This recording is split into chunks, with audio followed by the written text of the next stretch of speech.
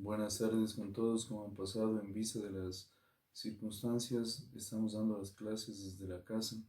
En nombre de mis compañeros y de la institución, yo les digo que estamos haciendo un gran esfuerzo.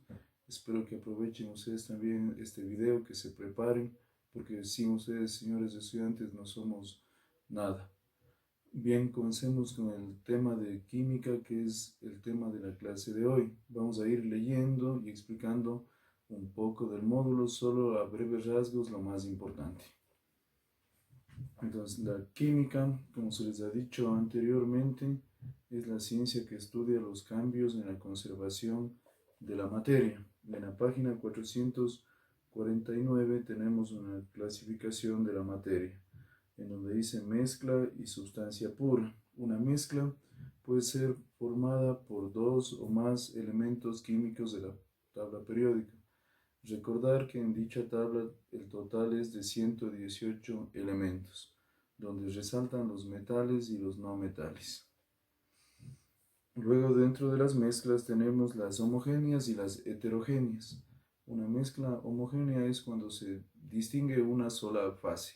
Por ejemplo, el azúcar con el agua se la disuelve y no se puede distinguir ninguna de las dos, se ve una sola solución. En el caso de las mezclas heterogéneas, como el agua con un combustible, se forman dos fases. Continuando, en la siguiente página, en la 450, tenemos las propiedades de la materia.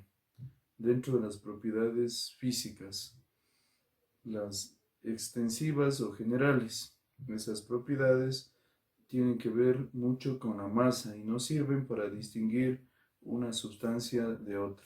Por ejemplo, todos los compuestos tienen volumen, todos los compuestos tienen masa. No así las específicas o intensivas, ayudan a distinguir una materia de otra. Por ejemplo, el punto de ebullición del agua es 100, de los alcoholes, de los combustibles, bordea alrededor de los 60 grados. Esto nos serviría para distinguir las propiedades químicas. Tenemos según la naturaleza y según el alcance. Lo que más nos interesa es según la naturaleza, las propiedades químicas y las físicas. Las químicas es cuando se presenta un cambio en el interior de la sustancia. Por ejemplo, al quemar un papel, pasamos de este material a otro, como las cenizas. Y las propiedades físicas son cuando no se cambia en la constitución de la materia. Un ejemplo claro sería al cortar un papel en 4 pedazos más pequeños. Seguimos con el mismo tipo de material, solo simplemente cambiamos de forma o de tamaño. También otro ejemplo es los estados del agua. Pasamos del líquido al gaseoso o al hielo, pero seguimos con la misma constitución, con las mismas moléculas. Avanzando un poco más en los cambios de estado, tenemos los tres: el sólido, el líquido y el gaseoso. No son los únicos, pero son los más conocidos. En el estado sólido, las moléculas se encuentran juntas. En el estado líquido tienden a separarse y en el estado gaseoso se separan mucho más. En el estado sólido, el volumen es definido, en el estado líquido también. Aquí tenemos que prestar mucha atención, porque si tenemos un litro de agua dentro de una botella, le soltamos por la habitación, seguimos con el mismo litro. Claro que ya no está tan junto como en la botella, pero seguimos con la misma cantidad. A diferencia que en el estado gaseoso, las moléculas se dispersan por todo el cuarto o por todo el recipiente que los contenga. Ya no hablamos aquí de un volumen definido como en los dos casos anteriores. Continuando en la página 451, tenemos la energía. La energía es la capacidad que tienen los cuerpos de formar un trabajo.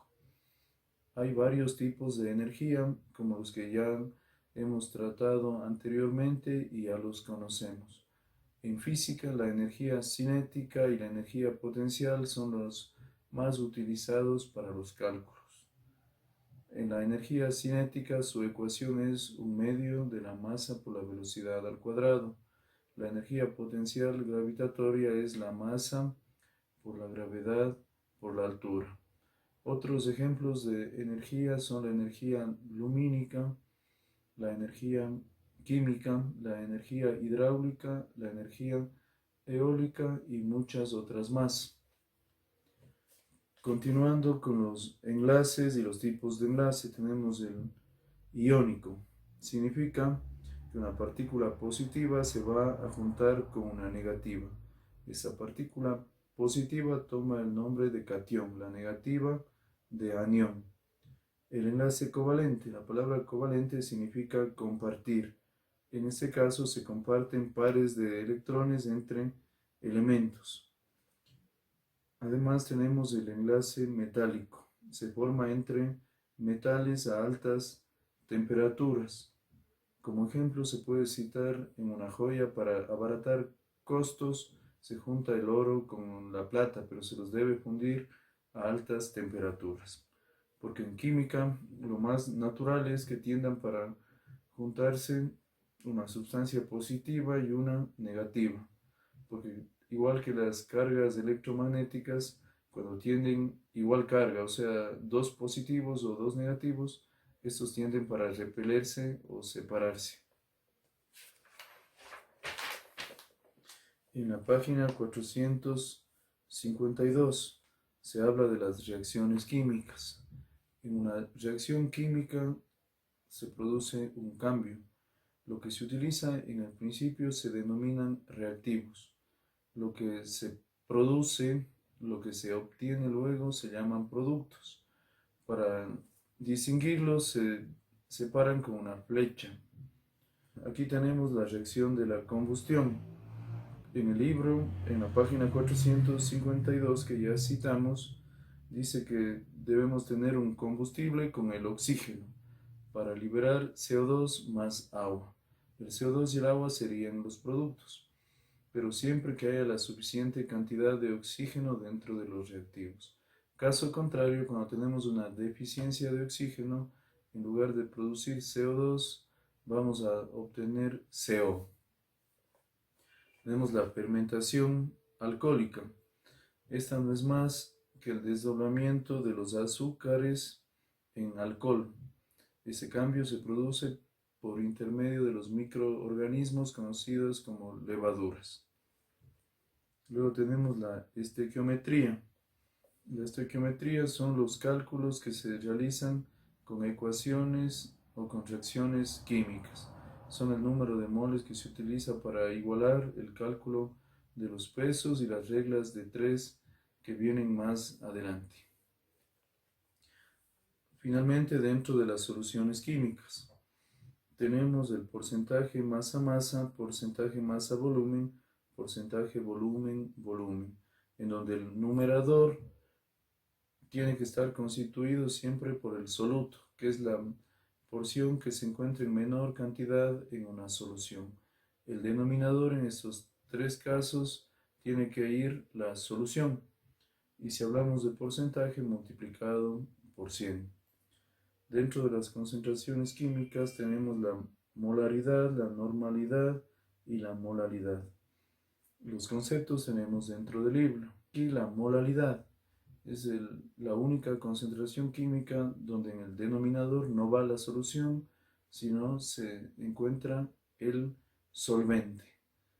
Entonces aquí destacamos que la solución es igual al soluto más el solvente. Un sinónimo de solvente es disolvente. Un sinónimo de solución es disolución.